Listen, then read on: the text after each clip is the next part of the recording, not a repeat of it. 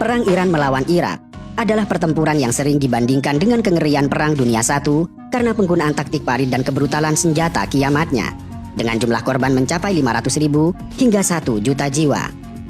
Perang ini menjadi salah satu babak paling kelam dalam sejarah sebuah bangsa yang baru lahir dari rahim revolusi. Namun tiba-tiba harus berdiri melawan kekuatan militer Irak yang dibantu negara-negara adidaya, termasuk Amerika, Uni Soviet, Inggris, Perancis, dan Italia.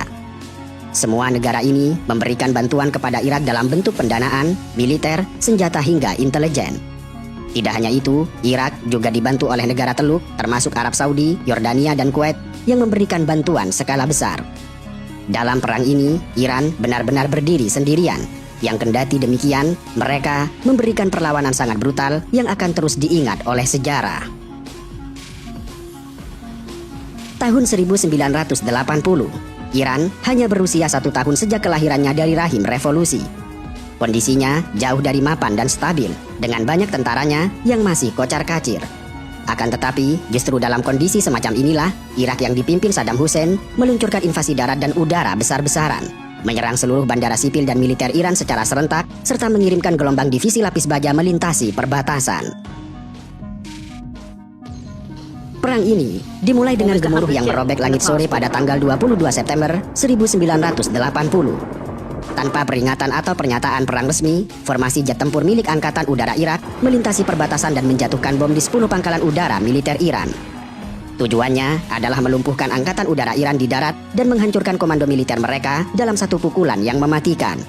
Bersamaan dengan serangan udara tersebut, 6 divisi Angkatan Darat Irak yang didukung ribuan tank melintasi perbatasan sepanjang 644 km, memfokuskan serangan utama mereka ke Provinsi Khuzestan yang kaya minyak di barat daya Iran. Dalam penyerangan ini, Uni Soviet menyuplai ratusan tank tempur utama T-72 yang pada saat itu merupakan salah satu tank paling canggih di dunia, pesawat tempur multiperan MiG-29, pesawat serang darat Su-24, helikopter serang, serta ratusan rudal balistik. Rudal-rudal inilah yang nantinya akan dimodifikasi oleh Irak untuk meningkatkan jangkauannya, dan kemudian dihujankan tanpa ampun ke kawasan pemukiman padat penduduk di Teheran dan kota-kota Iran lainnya selama kampanye perang kota. Bantuan Soviet ini mengubah militer Irak menjadi kekuatan militer konvensional terbesar keempat di dunia pada akhir dekade 1980-an. Selain Uni Soviet, keterlibatan Perancis dalam perang ini juga sangat brutal dan belum pernah terjadi dalam sejarah diplomasi modern. Nilai penjualan senjata Perancis kepada Irak antara tahun 1981 hingga 1985 mencapai 5,1 miliar dolar, yang merupakan 40% dari total ekspor senjata Perancis di seluruh dunia.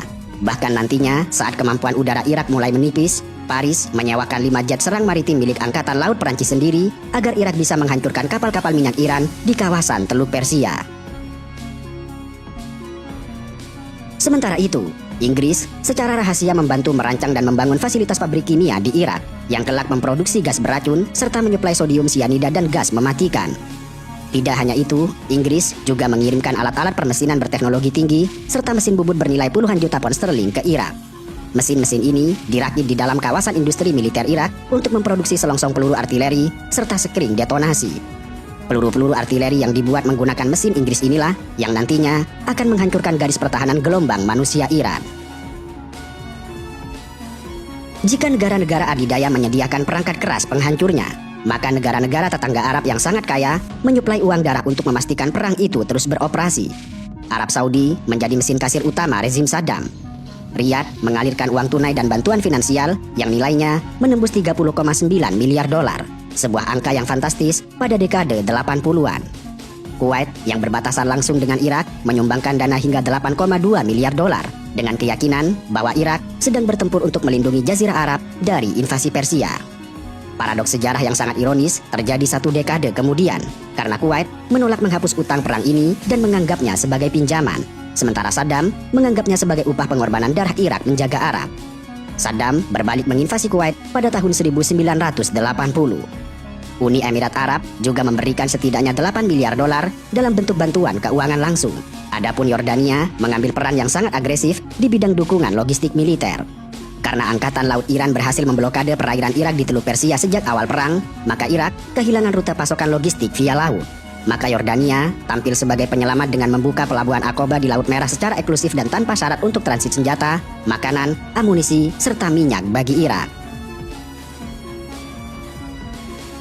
Tentu saja, Saddam dan para jenderalnya sangat yakin bahwa invasi ini akan menjadi semacam karya wisata militer. Mereka berasumsi bahwa Iran yang masih bayi itu akan runtuh hanya dalam hitungan minggu.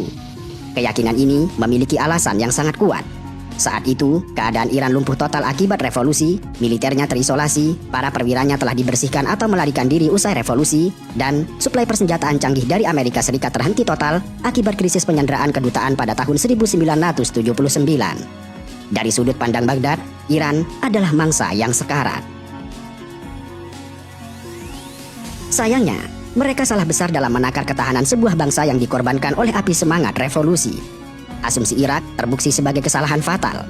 Meskipun terkejut dan sedang dalam masa transisi politik yang kacau, Angkatan Udara Iran tidak hancur di darat karena sebagian besar jet tempur mereka dilindungi di dalam bunker beton yang sangat kuat. Maka, hanya selang sehari usai invasi, pada tanggal 23 September 1980, Iran meluncurkan Operasi Kaman 99. Operasi ini adalah serangan balasan udara yang sangat masif dan mengejutkan. Sekitar 140 jet tempur milik Iran terbang melintasi perbatasan dan menghujani pangkalan udara, kilang minyak, serta fasilitas militer Irak dengan bom. Serangan ini melumpuhkan keunggulan udara Irak seketika dan mengirimkan pesan yang sangat jelas bahwa Iran belum mati. Sementara itu di darat, pasukan darat Irak yang awalnya menuju dengan cepat tiba-tiba menabrak tembok perlawanan yang sangat gigih. Pertempuran paling sengit terjadi di kota perbatasan Khorramshahr.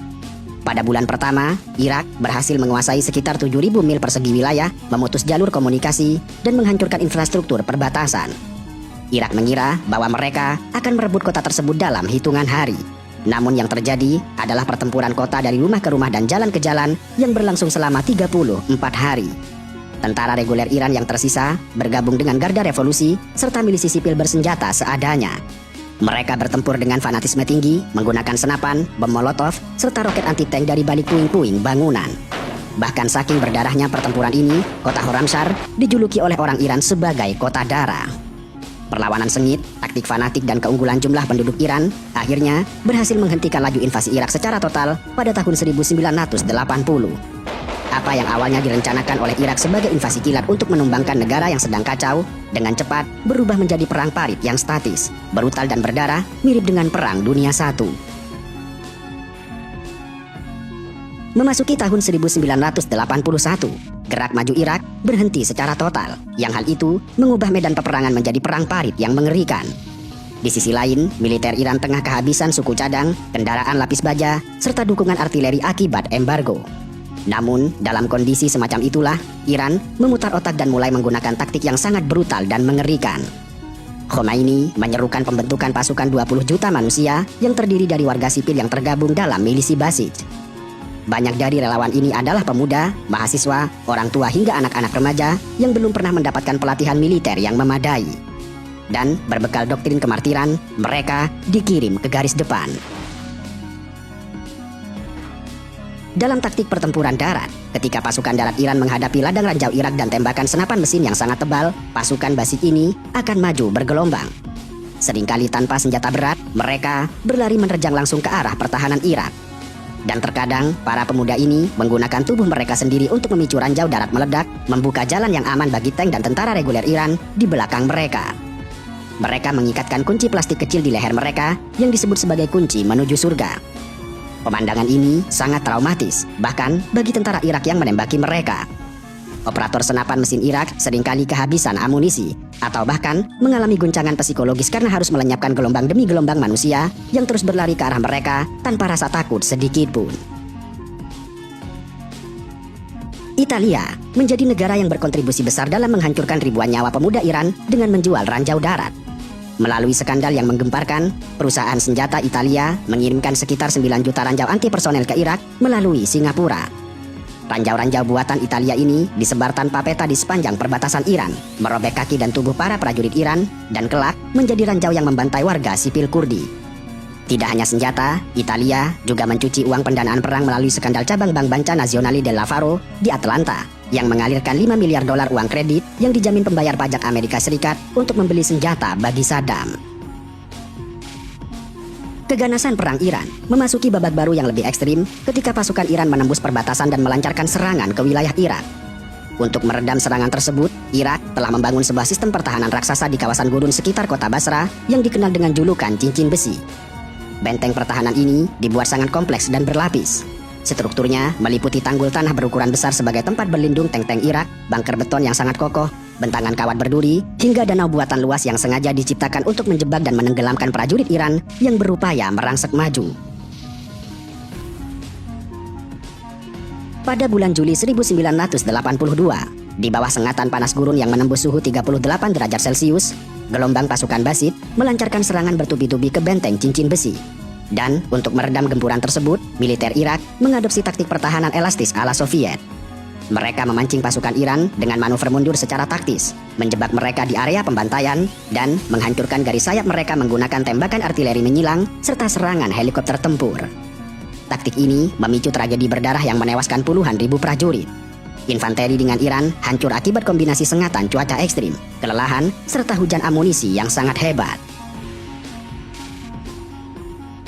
Akan tetapi, meski menghadapi kerugian masif, mental juang pasukan Iran tidaklah tergoyahkan. Serangkaian kampanye militer yang gigih membuktikan bahwa ketangguhan Iran perlahan meruntuhkan moral pasukan Irak. Pasukan invasi itu akhirnya terdesak dan terpaksa mundur ke garis perbatasan internasional. Keberhasilan Iran mengusir kekuatan asing dari tanah airnya ini tidak hanya mengubah jalannya perang, tetapi juga memicu gelombang kepanikan besar di kalangan negara-negara adidaya dan monarki-monarki di kawasan Teluk Arab. Dari semua aspek kebrutalan perang Iran-Irak, tidak ada yang lebih memuakkan dan memilukan selain penggunaan senjata pemusnah massal secara sistematis oleh rezim Irak. Menyadari bahwa pasukan lapis bajanya seringkali kewalahan dan hancur di pertempuran infanteri jarak dekat oleh serangan balik pasukan Iran, Saddam beralih pada senjata pengecut yang paling mematikan, yaitu senjata kimia atau gas beracun. Selama durasi perang, Iran melancarkan tidak kurang dari 195 serangan senjata kimia yang tercatat.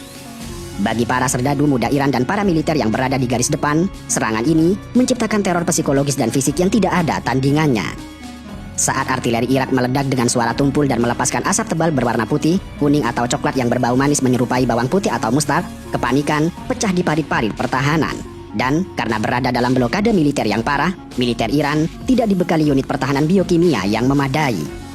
Prajurit Iran seringkali tidak memiliki pakaian pelindung hazmat, dan topeng gas yang mereka kenakan seringkali telah usang, cacat, atau bisa menempel rapat pada kontur wajah mereka. Horor medis dari paparan zat-zat ini, khususnya gas mustard, sarin, dan agen saraf mematikan, sangat mengerikan dan tidak terlukiskan. Gas mustard tidak membunuh dengan seketika, melainkan menyiksa korbannya dengan sangat sadis. Gas ini membakar jaringan kulit tanpa pandang bulu, menciptakan lepuhan-lepuhan kulit raksasa berisi cairan yang sangat menyakitkan. Namun, efek yang paling fatal terjadi jika gas tersebut terhirup. Gas itu membakar saluran pernafasan, menghancurkan jaringan paru-paru secara perlahan, dan menyebabkan fenomena medis yang dikenal sebagai edema paru, di mana cairan menumpuk di paru-paru korban, membuat mereka secara harfiah tenggelam di atas daratan sambil memuntahkan darah dan jaringan paru mereka sendiri. Lebih dari 100.000 ton gas mustard dan agen saraf dijatuhkan oleh Irak. Dan meskipun tingkat kematian di tempat akibat gas mustard sekitar 3 hingga 4%, tingkat kecacatannya bersifat abadi. Puluhan ribu veteran dan warga sipil Iran mengalami kerusakan paru-paru permanen dan harus hidup dengan tabung oksigen seumur hidup, kebutaan total akibat kornea yang melepuh, dan mutasi saraf serta genetik. Iran mencatat setidaknya 60.000 hingga lebih dari 100.000 korban murni akibat senjata kimia saja. Kejahatan kemanusiaan ini mencapai puncaknya pada peristiwa Halabja, Maret 1988. Saat Iran melancarkan serangan bersama milisi Kurdi ke wilayah utara Irak, Saddam merespon dengan menghukum kota Kurdi tersebut. Pesawat-pesawat Irak menjatuhkan bom koktail mematikan berisi gas dan sarin ke area padat penduduk sipil, membunuh sedikitnya 3.200 hingga 5.000 pria, wanita dan anak-anak dalam satu hari yang diselimuti gas maut, dan membuat 7.000 lainnya cacat seumur hidup. Pemandangan mayat-mayat keluarga yang saling berpelukan di jalanan Halabja karena kehabisan nafas adalah salah satu titik tergelap dalam sejarah manusia. Lalu, bagaimana komunitas internasional dan barat yang dianggap beradab merespon kebrutalan massal yang dilarang sejak Protokol Jenewa 1925 tersebut? Jawabannya adalah dengan keheningan diplomasi yang menyakitkan, pengabaian yang disengaja, dan operasi fitnah tingkat tinggi. Saat Iran dengan putus asa mengirimkan puluhan korban luka bakar akibat gas beracun ke berbagai rumah sakit di ibu kota Eropa seperti Inggris, Belgia, Swiss, Jerman, dan Austria pada tahun 1984 dengan harapan agar media dan masyarakat internasional terbangun melihat bukti hidup kekejaman Irak, negara-negara barat secara umum menutup mata. Korban-korban Iran yang terkapar tanpa kulit di ranjang rumah sakit Eropa tidak mendapatkan simpati dunia karena pemerintah barat meletakkan kepentingan komersial dan aliansi politik di atas penderitaan manusia. Memang, literatur dan narasi barat seringkali menyederhanakan alasan invasi ini. Mereka berdalih bahwa Saddam semata-mata bertindak defensif karena ketakutan yang wajar terhadap meluasnya revolusi Islam ke wilayah Irak yang memiliki mayoritas penduduk Syiah namun dikuasai oleh segelintir elit Sunni. Revolusi Iran pada tahun 1979 yang dipimpin oleh Ayatollah Ruhollah Khomeini memang membawa retorika perlawanan terhadap kediktatoran monarki dan sekuler di seluruh dunia Islam, yang tentu saja membuat rezim Baghdad merasa terancam. Namun, jika membedah lebih dalam menggunakan nalar geopolitik murni, alasan ketakutan ideologis itu hanyalah selubung rapuh. Sebab faktanya, terdapat alasan-alasan tidak resmi yang jauh lebih pragmatis, tamak, dan sepenuhnya berpusat pada ambisi ekspansi rezim Saddam Hussein. Pertama adalah penguasaan Syatul Arab. Saluran air sepanjang 130 mil ini yang dibentuk oleh pertemuan sungai Tigris, Efrat, dan Karun adalah satu-satunya akses maritim utama Irak menuju Teluk Persia dan Laut Lepas melalui pelabuhan Basra. Secara historis, Irak telah mengklaim kedaulatan atas seluruh sungai ini. Namun, melalui perjanjian Algiers tahun 1975, saat Irak sedang dilemahkan oleh pemberontakan Kurdi yang disokong oleh Iran di bawah kekuasaan Shah Muhammad Reza Pahlavi, Saddam terpaksa membuat kesepakatan yang membagi batas sungai di titik terdalamnya. Saddam menganggap peristiwa ini sebagai penghinaan, dan ia melihat gejolak pasca revolusi 1979 di Iran sebagai momen balas dendam untuk merobek perjanjian tersebut. Dan terbukti, 5 hari sebelum invasi, tepatnya pada 17 September 1980, Saddam secara sepihak membatalkan perjanjian Algiers. Kedua, menguasai Khuzestan yang merupakan sumber daya minyak. Provinsi Khuzestan yang terletak di barat daya Iran adalah jantung ekonomi negara tersebut. Hampir seluruh cadangan minyak bumi dan kilang raksasa Iran terletak di kawasan itu. Secara demografis, provinsi ini dihuni oleh mayoritas etnis Arab. Dan berpegang pada ideologi pan-Arabisme, Saddam memiliki ambisi imperialis untuk mengambil alih Khuzestan, yang ia ganti namanya menjadi Arabistan dengan klaim untuk membebaskan bangsa Arab dari cengkraman Persia. Logika Saddam ini sangatlah taktis, bahwa dengan merampas Khuzestan yang menyumbang 90% pendapatan Teheran, Iran tidak akan pernah lagi memiliki dana untuk menjadi kekuatan militer regional. Sementara Irak akan menguasai pangsa minyak global yang sangat besar sekaligus memperpanjang garis pantainya di Teluk Persia. Adapun bagi pihak barat, invasi Irak terhadap Iran memiliki banyak kepentingan terselubung di luar alasan resmi mereka. Pertama, sejak akhir Perang Dunia II, tatanan keamanan di Teluk Persia diatur oleh negara-negara barat untuk menjamin aliran minyak murah. Dan kebangkitan Iran yang merdeka secara politik dan secara militer mampu mengalahkan negara tetangganya akan menghancurkan keseimbangan kekuatan ini. Pejabat tingkat tinggi Amerika Serikat secara terbuka menyatakan bahwa kebijakan mereka dirancang bukan agar Irak menang secara mutlak, melainkan agar perang berlarut-larut sehingga menghabiskan sumber daya militer, demografi, serta ekonomi kedua negara. Mantan Menteri Luar Negeri Amerika, Henry Kissinger, ketika bertindak sebagai penasihat pemerintahan Ronald Reagan, mengartikulasikan sinisme tatanan global ini dengan kalimatnya yang sangat terkenal, bahwa sangat disayangkan mereka berdua tidak bisa sama-sama kalah. Konflik yang berkepanjangan adalah alat paling efektif untuk melemahkan Iran sebagai pusat kekuatan independen, sekaligus menundukkan kemandirian Irak di bawah tumpukan utang kepada negara industri. Dan kedua, pada dekade 1970-an, organisasi negara pengekspor minyak atau OPEC memiliki kekuatan tawar yang luar biasa. Terbukti dari embargo minyak Arab 1973 dan krisis energi 1979 yang memicu inflasi di negara-negara barat. Perang Iran-Irak justru menjadi anugerah terselubung bagi negara-negara industri konsumen minyak. Dan untuk membiayai pengadaan senjata bernilai miliaran dolar, baik Iran maupun Irak dipaksa untuk terus memproduksi dan menjual minyak ke pasar global tanpa mempedulikan kuota produksi. Perang total ini akan memecah belah solidaritas OPEC dari dalam, menghancurkan daya tawar mereka, dan mengembalikan kendali harga minyak global ke tangan konsumen barat. Dan dengan demikian, darah yang tumpah di perbatasan mengalir secara paralel dengan minyak murah yang menghidupkan mesin ekonomi barat.